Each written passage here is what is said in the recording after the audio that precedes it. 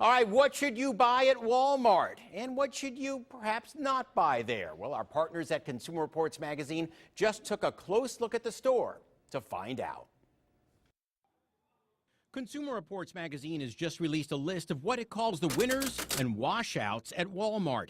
The magazine says the discount retailer is a great place to save on a lot of products, from toys to televisions. But it also says some items were below average in its tests, and you may do better buying them elsewhere.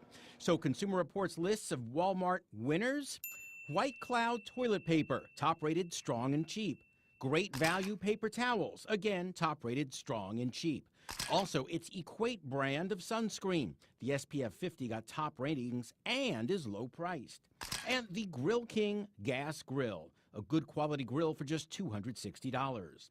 But Consumer Reports also lists some Walmart washouts. Turns out a more expensive grill is on the magazine's don't buy list, the Better Homes and Garden grill for $360. It did not perform very well in the magazine's tests.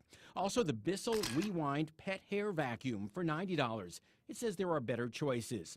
The $25 GE toaster, which it said cooks unevenly, and Walmart's Great Value Naturals laundry detergent.